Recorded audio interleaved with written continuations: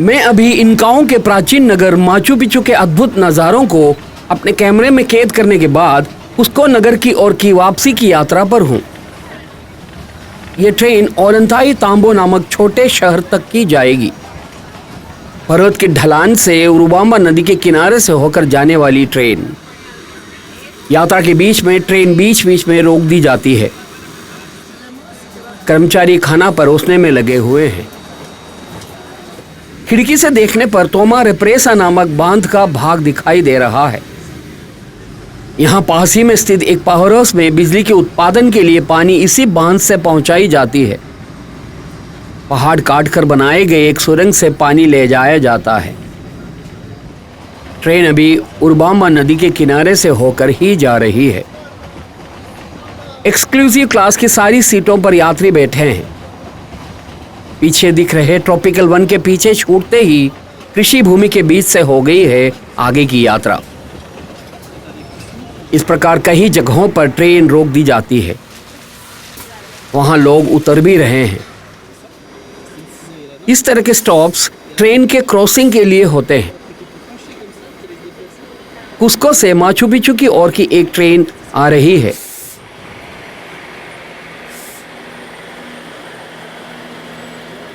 Peru rail की गाड़ियों के रंग नीले होते हैं। मैं इनका रेल की गाड़ी में यात्रा कर रहा हूं। पेरू रेल में भी पर्यटकों के लिए शान शौकत वाले कोचेस हैं।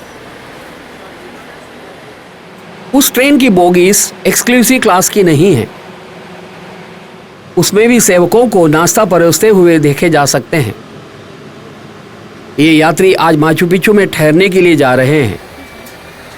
माचू पिचू की तराई के एगुआस कैलिंटस शहर में अनेकों होटल और टूरिस्ट लॉजेस हैं। आज रात वहां ठहरने के बाद कल सुबह ही वे लोग पहाड़ चढ़कर इनका नगर के अवशेषों की ओर जाएंगे। हमारी ट्रेन आगे की यात्रा जारी रख रही है। एक तरफ मक्की के खेत, वह पहाड़ की ढलान तक फैली हुई है। चीका जैसे कुछ शहर भी इस प्रदेश में हैं। उरुबांबा नदी से सिंचाई की जाने वाली खेती है यहाँ के मुख्य नज़ारे। इनका साम्राज्य के दौरान भी इस क्षेत्र में मक्की की खेती ही की जाती थी। पेरू की भी एक बड़ी प्रतिशत जनता के मुख्य भोजन मक्की ही है। यहाँ इनका मक्की नामक एक नस्ल की खेती होती है। उरुबांबा नदी का पानी, रासायनिक खाद के उपयोग आदि इस क्षेत्र के मक्की उत्पाद की मात्रा बढ़ाती है। इनका साम्राज्य काल के दौरान भी यहाँ के लोगों के मुख्य भोजन मक्की हुआ करते थे। भूमि की स्थिति और मौसम के अनुरूप मक्की की खेती करने के विविध उपाय इनकाओं ने अपनाए थे। पर्वत पर टेरेस और समतल क्षेत्र में समतल कृषि भूमि तैयार करके खेती की गई। खेत के नजदीक से कुछ दूर और दौड़ने के बाद ट्रेन अब ओलंथाई तांबो के नजदीक पहुंच रही है। अंदरूनी गांवों की तरह जारी रही मिट्टी की सड़कें, डामर की हुई पक्की सड़कें यहाँ बहुत कम देखने को मिलती है। मुझे लगा कि मेरे सहयात्रियों को बाहर दिखने वाले नज़ारों में कोई दिलचस्पी नहीं है। वो लोग माचू पिचू से होकर काफ़ी देर तक चलते रहने के कारण शायद बहुत थकावट महसूस कर रहे हैं। टैकनाक नामक क्षेत्र को पीछे छोड़कर आगे की ओर दौड़ रही है ट्रेन। अभी यहाँ के नज़ारों में बहुतायत में कृषि भूमि, गांवों की सादगी और गरीबी आदि के मिले जुले रूप स्थित हैं। सीमेंट के प्लास्टर के बिना मिट्टी के कच्चे ईंटों के बने दीवारों वाले मकान। लगता है कि पेरू के अंदरूनी गांवों की गरीबी में डूबी हुई अवस्था है। छोटे मकान, किसी गांव की ओर जाने वाली मिट्टी की कच्ची सड़कें। इन गांवों की जनता के आजीविका के मार्ग कृषि हैं। इनकाओं की पवित्र तराई के अंतर्गत आने वाले क्षेत्र हैं ये सारे। कुस्को इनका साम्राज्य की राजधानी और माचू पिचू के राजनगर होने के काल के दौरान यहाँ कई जगहों पर इनकाओं की उपनिवेश बस्ती हुआ करती थी। उनके अवशेष ओलंथाई तांबो सहित कई जगहों पर आज भी स्थित हैं। घोषणा हुई कि ट्रेन ओलंथाई तांबो स्टेशन पहुंच रही है। नैरो गेज पटरियों पर डोलते हुए यात्रा करने वाले लोग उतरने की तैयारी में लग गए। ओलंदाईतांबो एक छोटा शहर है, दिन के प्रति हजारों की संख्या में पर्यटकों के आने वाला शहर। लेकिन यहाँ स्टेशन के समीप भी मिट्टी की कच्ची सड़क ही दिख रही है। ओलंदाईतांबो एक कृषि क्षेत्र है। स्पेन वासियों के द्वारा कुस्को पर किए गए आक्रमण के दौरान कुछ समय के लिए ओलंदाईतांबो इनका साम्राज्य की राजधानी भी थी। गाड़ी स्टेशन पहुंची। रेलवे स्टेशन एक छोटी इमारत है। वो दिख रहे मात्र हैं प्लेटफॉर्म। वहां लोगों की भीड़ जमी है। माचू पिच्चू की ओर के ट्रेन के इंतजार में खड़े पर्यटक हैं वो सारे। इन दिनों कुस्को से माचू पिच्चू के लिए ट्रेन सेवा उपलब्ध नहीं है, इसलिए ही इतने सारे लोग ओलंदाईतांबो स्टेशन आते हैं। कुस्को से बस और टैक्सी में आए लोग हैं वो। ट्रेन रुकी। कंपार्टमेंट में उपस्थित कर्मचारी ही यात्रियों के लिए दरवाजा खोलते हैं। एक बटन दबाकर दरवाजे पर थोड़ा धक्का देकर उसने दरवाजा खोला। माचू पिच्चू की तराई के एगुआसकैलिन्टस शहर से शुरू हुई 2 घंटे की ट्रेन यात्रा यहां समाप्त हो रही है। माचू पिच्चू नामक दुनिया के एक और अजूबे के हमारे कार्यक्रम के लिए कैमरे में कैद कर पाने की संतृप्ति के साथ मैं ओलंदाईतांबो रेलवे स्टेशन से बाहर की ओर चला। टूर एजेंसी वालों ने मुझे बता रखा है कि मेरे इंतजार में यहाँ कोई खड़ा मिलेगा, लेकिन वह बंदा मुझे पहचान नहीं पाया होगा। मैं आगे की ओर बढ़ता रहा। कुस्को जाने के लिए मिनी वैन के खड़ी रहने की जगह की जानकारी है मुझे। मैं उस स्थल को लक्ष्य करके जा रहा हूँ। बड़े बैकपैक के साथ पर्यटक आगे जा रहे हैं। कुस्को की ओर बस में जाने वालों के इंतजार में बोर्ड के साथ कुछ लोग खड़े हैं। मेरे नाम लिखे बोर्ड के साथ कोई भी नहीं है। टूर एजेंसी के प्रतिनिधि शायद इस विश्वास के साथ खड़ा होगा कि मुझे देखकर पहचान लेगा। रास्ते की दोनों ओर व्यापारिक संस्थाएं हैं।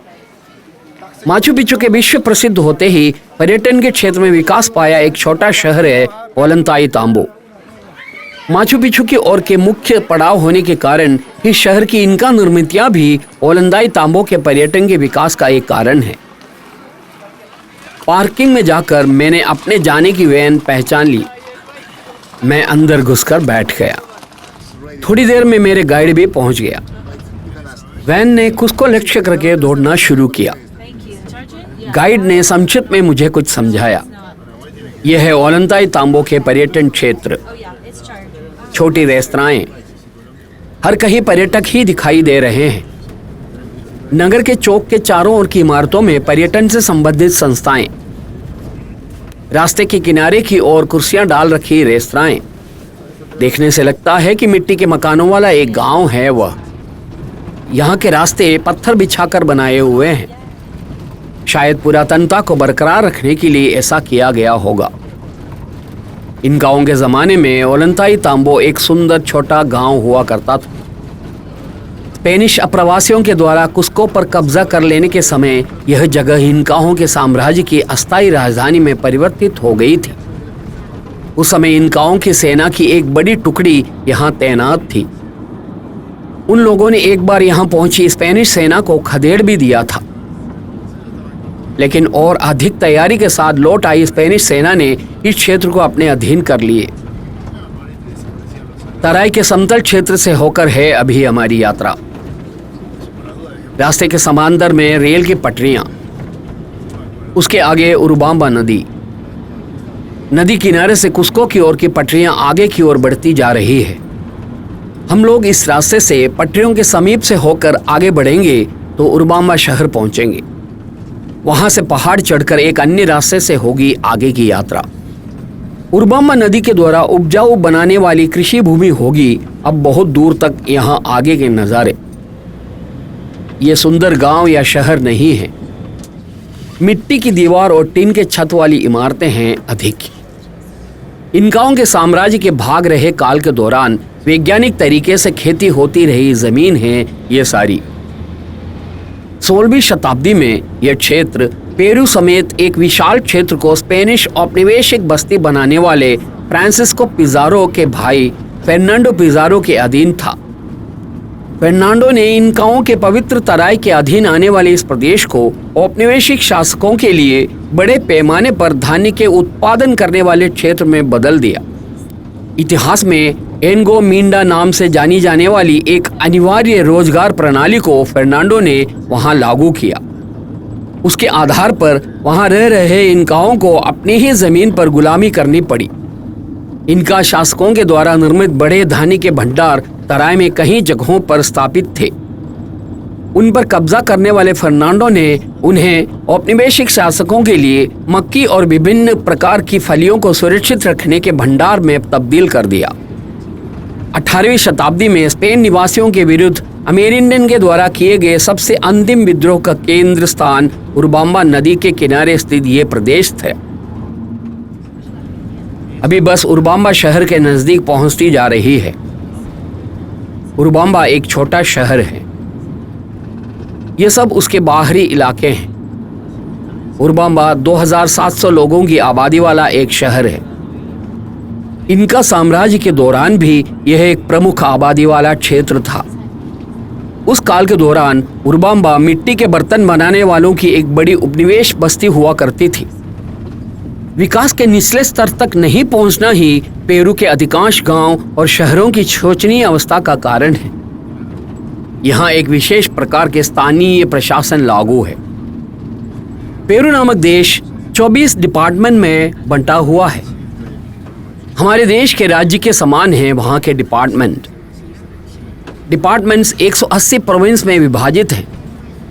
हमारे देश के जिले के समान हैं वहाँ के प्रत्येक प्रोविंस। उसके आगे इन प्रोविंस को डिस्ट्रिक्ट में विभाजित किए हुए हैं। हमारे देश के पंचायत या नगरपालिका के समान हैं वहाँ के डिस्ट्रिक्ट। लैटिन अमेरिका के अंतर्देशीय क्षेत्र के नज़ारे कुछ इस प्रकार के ही होते हैं। उरबांबा शहर की तरफ से नदी को लांघकर हम लोग आगे बढ़े। उरबांबा नदी को पार करने पर एक घाटी चढ़ना शुरू हो गया। नीचे उरबांबा शहर दिख रहा है। पहाड़ों के बीच इमारतों से भरा उरबांबा शहर समुद्र तल से 2800 मीटर ऊपर स्थित शहर है। यह उरबांबा अभी इस क्षेत्र के खेलकूद और कुछ विशेष वार्षिक कला उत्सवों के केंद्र है। शहर के आबादी वाला क्षेत्र अभी शुष्क पड़े पहाड़ों के ऊपर की ओर फैलते हुए नजर आ रहे हैं। ये सब उरबांबा शहर के ही भाग हैं। लाल मिट्टी वाले पहाड़ों को काटकर तैयार किए गए रास्ते।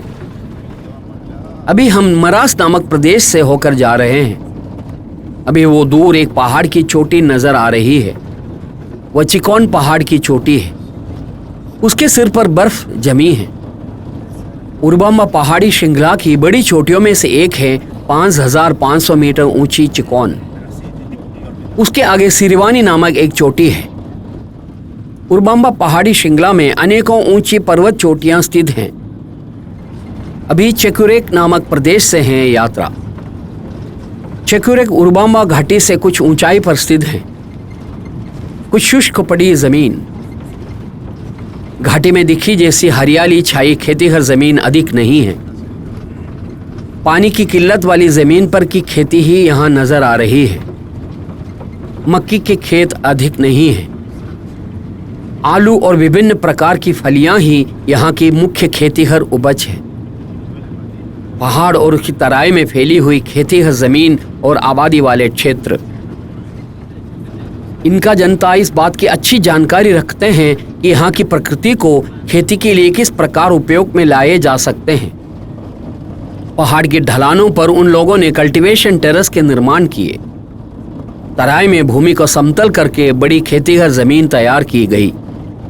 सिंचाई के कारगर तरीके उन लोगों ने अपना रखे थे। इनकाओं की अनूठी संस्कृति के गायब हो जाने के साथ उनकी खेती करने की रीति भी यहाँ से अप्रत्यक्ष हो गई थी। अभी बस पहाड़ी मैदान जैसे क्षेत्र से होकर जा रही है। जोती हुई जमीन और फसल की कटाई के बाद की सूखी जमीन आदि दिख रही है। बीच में छोटे छोटे गांव दिख रहे हैं, अलग थलग स्थित छोटे गांव। आगे एक मिनी बस जा रही है, वह भी पर्यटकों के साथ कुस्को जा रही है। उस प्रकार के अनेकों बस इस समय सड़क से होकर जाते हुए देखे जा सकते हैं। माचू पिचू से ट्रेन में ओलंताई तांबो आने वाले लोग इन दिनों मिनी बस में ही कुस्को पहुंचते हैं। कुस्को ओलंताई तांबो रूट पर अस्थायी रूप में आजकल ट्रेन परिवहन रोके हुए होने के कारण ही ऐसे किए जा रहे हैं। अभी हम हुआइपो नामक प्रदेश पहुंचे हैं। हुआइपो एक छोटा शहर है, लेकिन काफी तादाद में पर्यटकों के आने की जगह है। वह हुआइपो में एक झील है, पहाड़ों के बीच में स्थित एक बड़ी झील है। वह माचू पिचू से कुस्को की ओर के इनकाओं के प्राचीन रास्ते के समीप है वह झील।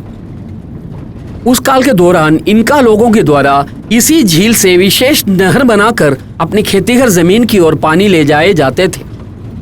आज इस क्षेत्र के पर्यटन गतिविधियों के मुख्य केंद्र बना हुआ है वह झील। स्विमिंग, कयाकिंग, बोटिंग, फिशिंग, पक्षी निरीक्षण आदि अनेकों प्रकार के मनोरंजन के लिए पर्यटक वहां आते हैं। अभी काचिमायो नामक प्रदेश पहुंचे हैं। कुस्को से सटा हुआ एक जिला है काचिमायो। यह पोरोई नामक जगह है। कुस्को के बाहरी क्षेत्र में एक पहाड़ के ऊपर स्थित एक आबादी वाला क्षेत्र है पोरोई। यदि कुस्को तराई में स्थित शहर है तो यह उसके पहाड़ पर स्थित भाग है। पोरोई पहुंचते पहुंचते अंधेरा होने लगा है। समय अभी 6:45 हुआ है। इमारतों में और रास्तों के किनारों पर बिजली की बत्ती जलने लगी है। पोरोई को कुस्को शहर में विभिन्न धंधों में लगे हुए साधारण जनता के आवास स्थल कह सकते हैं। पोरोई पार करके मिनी बस कुस्को पहुंच गई है। कुस्को के प्लाजा मायोर के समीप में गाड़ी से उतरा। आज भोर सवेरे यहां से आरंभ हुई यात्रा यहीं आकर समाप्त हो गई। प्लाजा मायोर में लोगों का सैलाब उमड़ रहा है। मुझे शुरू में पता नहीं चला कि माजरा क्या है। मैं इस शंका में पड़ गया कि कहीं कोई राजनीतिक सम्मेलन या क्रांति तो नहीं। इस संबंध में पता लगाया तो यह जानकारी मिली। 2018 के फीफा वर्ल्ड कप की योग्यता प्राप्त करने के लिए पेरू और कोलंबिया की टीम आज एक दूसरे से भिड़ रही हैं। खेल लिमा के नेशनल स्टेडियम में आयोजित किया गया है। खेल का आंखों देखा हाल यहाँ एक बड़े पर्दे पर दिखाया जाएगा। वह देखने के लिए आए हुए लोग हैं ये। लैटिन अमेरिका में लोगों को फुटबॉल से मिलने वाले नशे के बारे में मैं अभी देख समझ रहा हूँ। ठंड की परवाह किए बिना अपनी राष्ट्रीय टीम का खेल देखने के लिए चौक में जमा हुए हजारों लोग। ये हैं स्क्रीन। खेल आरंभ होने जा रहा है। खिलाड़ी मैदान में उतर रहे हैं।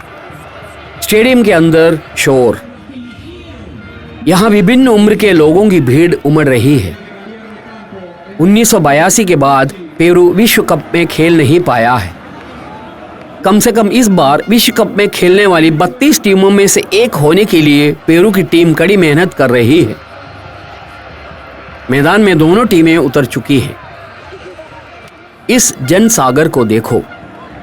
इनमें आधे से अधिक वनिताएं हैं। देखते देखते प्लाजा मायोर में लोगों की संख्या बढ़ती जा रही है। यहाँ देखने से पता चलता है कि फुटबॉल नामक खेल लैटिन अमेरिका जनता में कितना प्रभाव डालता है। स्टेडियम में पेरू के राष्ट्रीय गीत गूंज रहा है। उसके साथ यहाँ जमा हुए जन सैलाब भी गा रहे हैं। पेरू के झंडे की टाटू गुदवाकर झंडे को सिर पर धारण करके शोर मचाते हुए अपनी राष्ट्रीय टीम को सहयोग देने के लिए एकत्रित हुए लोग। यह नज़ारा मेरे लिए एक अलग अनुभव है। पेरू की जनता के साधारण जीवन के प्रत्यक्ष दृश्य हैं ये सब। पीठ पर बच्चों को लटका कर पहुंची आदिवासी महिलाएं। मैं यहाँ देख समझ रहा हूँ कि फुटबॉल का नशा पीढ़ी दर पीढ़ी कैसे फैलता है। लोगों के जोश और स्क्रीन पर के खेल को मैं काफी देर तक खड़े देखता रहा। विपक्षी टीम के गोल पोस्ट की तरफ पेरू की टीम के खिलाड़ी बढ़ते हैं तो यहाँ लोगों के जोश बढ़ रहे हैं। कुस्को नगर के निवासियों के एक बहुत बड़ा भाग आज प्लाजा मायोर में पहुंचे हुए हैं। कड़ाके की ठंड सहते हुए वे लोग खेल का आनंद उठा रहे हैं। चौक की चारों ओर की इमारतों में पर्यटक उपस्थित हैं। ऐसी इमारतों की ऊपरी मंजिल पर रेस्तराएं और बार होते हैं। भोर सवेरे मुझे अपनी यात्रा जारी रखनी है, इसलिए मैं होटल की तरफ चला।